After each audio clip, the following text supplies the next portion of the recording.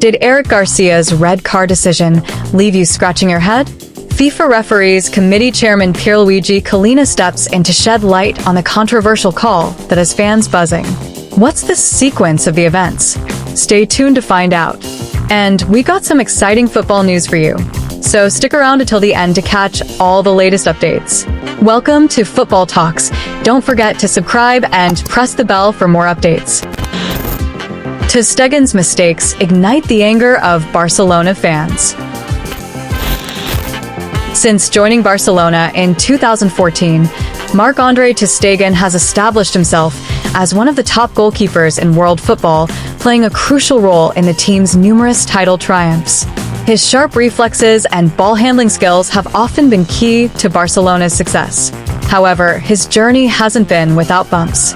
There have been stretches where his form dipped significantly, drawing harsh criticism from fans and the media alike. One of the most notable setbacks was a disastrous performance against Monaco that strained his relationship with the club's loyal supporters. In the clash with Monaco, Ter Stegen's mistakes were glaring. He conceded 2 avoidable goals, with one coming from a poor pass to Eric Garcia, which led to Garcia's sending off. Another blunder came when he failed to save a relatively routine shot, leaving fans frustrated and disillusioned.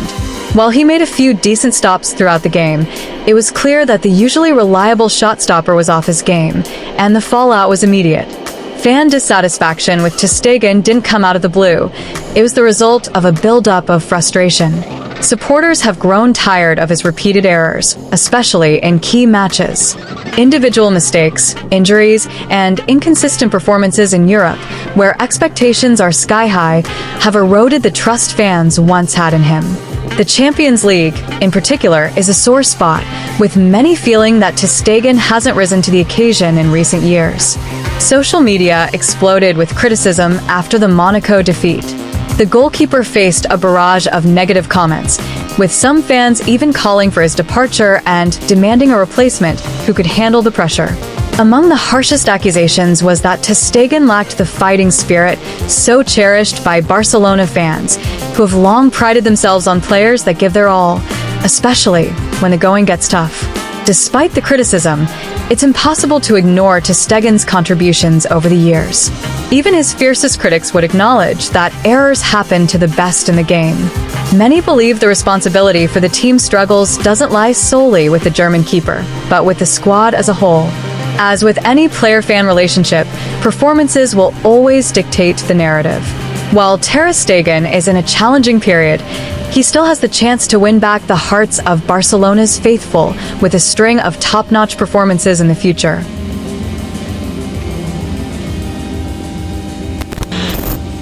Frenkie de Jong nears return as Barcelona eyes October comeback. FC Barcelona midfielder Frenkie de Jong has made significant strides in his recovery, with his return to training a promising sign. After spending weeks on the sidelines, the Dutchman is edging closer to getting back on the pitch. However, while optimism surrounds his progress, it seems Barcelona fans will have to wait a little longer to see him in action. De Jong's recovery is on track, but according to Mundo Deportivo, he is not expected to be cleared for Barcelona's next 2 matches against Getafe and Osasuna. The cautious approach from Hansi Flick and his medical team suggests they don't want to rush De Jong's return.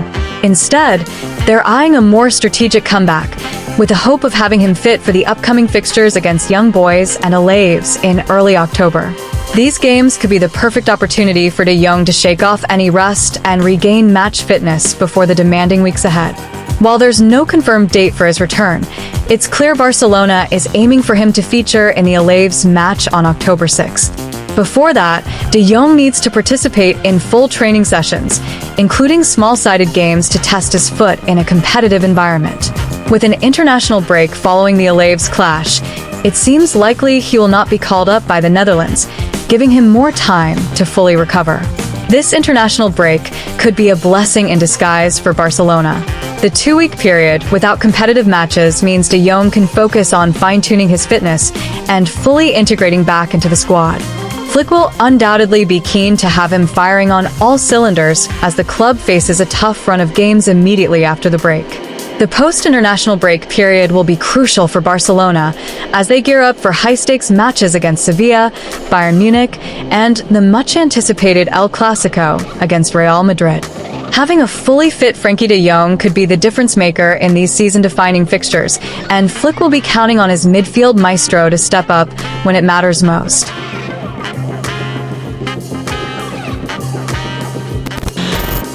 FIFA referees committee chairman Pierluigi Collina weighs in on controversial Eric Garcia red card decision. In response to the controversy surrounding Eric Garcia's red card in FC Barcelona's UEFA Champions League match against Monaco, Pierluigi Collina, chairman of the FIFA Referees Committee, shared his thoughts on the matter. Collina, known as one of the greatest referees in football history, acknowledged that the decision to send off the Barcelona defender has sparked debate among fans and pundits alike. While he didn't outright criticize the referee's decision, he hinted that the situation warranted closer scrutiny, given the impact such decisions can have on the flow of the game. Collina opened his remarks by pointing out that refereeing in high-stakes matches always triggers discussion, which is a natural part of football. In the case of Eric Garcia, it was a particularly tough decision, especially since it happened so early in the game. A sending off at that moment can heavily influence the match's outcome, so it's crucial to analyze these situations with precision, he explained. Collina further noted that there are divided opinions on whether Garcia's challenge deserved a red card or if a yellow card would have sufficed. The two sides of the argument are clear. On one hand, some believe the challenge wasn't violent enough to warrant a straight red and that a yellow would have been the fairer punishment. Others, however, support the referee's interpretation, arguing that Garcia's tackle posed enough danger to justify the sending off. Collina emphasized that referees make split-second decisions based on what they see on the pitch, and while their choices are grounded in the laws of the game, they are not immune to error. Addressing the possibility of a mistake, Collina admitted that the referee's assessment might have been flawed. It's important to recognize that some incidents are more complex than they appear in real time. The challenge might not have been as dangerous as it seemed to the referee on the field, or perhaps not all angles were clearly visible during the decision-making process, he noted. Collina stressed that this is where technology, like VAR, video assistant referee, plays a vital role, though even VAR has its limitations and still relies on the referee's judgment. FIFA, Collina confirmed, will review the red card incident thoroughly. We take these decisions seriously and will evaluate all the footage and official reports from the match, he said. The review aims to ensure that the decision aligns with the laws of the game. Collina assured that if the review finds the decision was incorrect, steps will be taken to prevent similar situations in the future, emphasizing the constant effort to improve officiating standards globally. As for possible outcomes, Collina hinted that the review could lead to a revision of Garcia's punishment if it's determined that the red card was harsh or unwarranted. If the decision is found to be an overreaction, the penalty may be adjusted, he stated.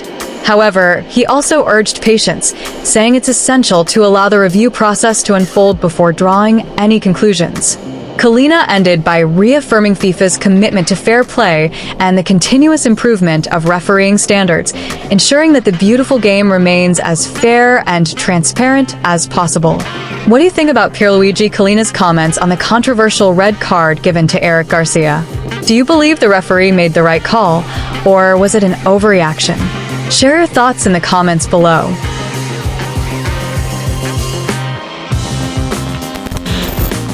Barcelona eye potential reinforcement as club wants to replace injured Marc Bernal. Barcelona are reportedly eyeing PSV Eindhoven's Yuri Schouten as a potential signing for the January transfer window, according to Fischages. Schouten, a defensive midfielder with versatility, could be a key addition to Hansi Flick's squad, especially considering his ability to play both in the midfield pivot and as a centre-back. With Barcelona needing reinforcements in the middle of the park, Schouten's name has come to the forefront. What makes Schouten such an appealing target is his adaptability on the field. Not only does he operate well as a traditional defensive midfielder, but his capability to drop into a centre-back role gives Barca some much-needed tactical flexibility. With Marc Bernal sidelined for the season due to injury, Schouten's potential arrival could fill more than one gap in the squad, making him a valuable asset for the team.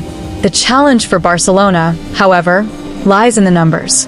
Schouten's current contract with PSV runs until 2028, meaning any deal for the Dutchman could come with a hefty price tag. With Barca's well-documented financial struggles, the club must be careful with their spending, especially when it comes to transfer fees that could stretch an already tight budget.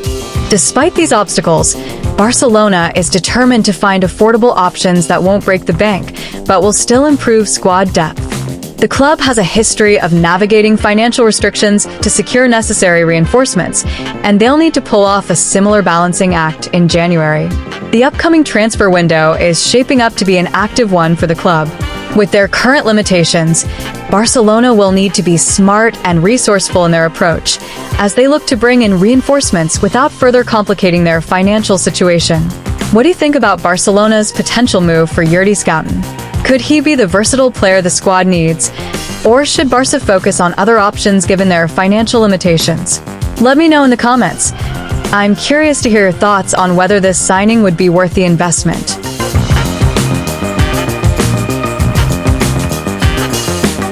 Hit that like button, subscribe, and let us know in the comments what your opinion.